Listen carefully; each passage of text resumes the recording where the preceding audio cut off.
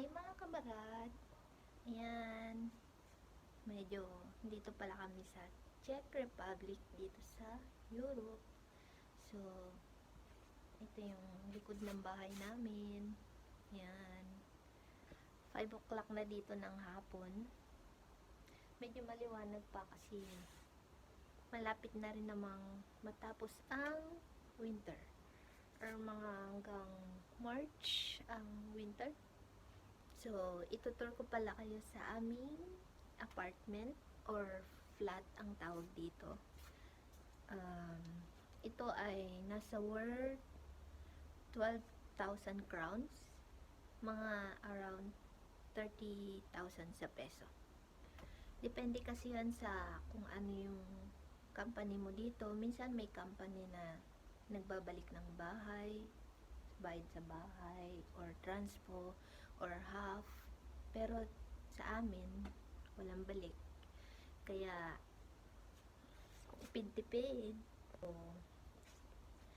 tara, pasok tayo sa aming munting flat. Tara, pasok tayo.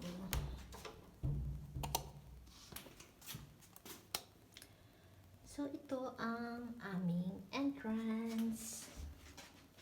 Yan, lagay ng sapatos, jacket. So, dito ay ang aming kusina. Yan. Medyo makalat. Yan, doon tayo galing sa labas.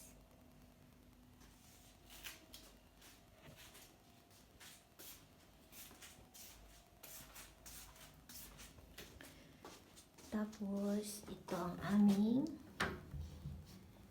banyo. Yan. May washing machine. Yan. Tapos, ito naman ay ang aming storage. Kaso, ginawa na naming closet. Yan. Medyo makalat.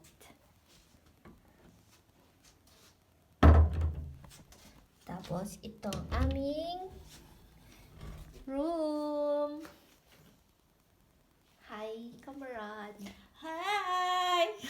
Yan, ganyan lang kaluwang ang aming room.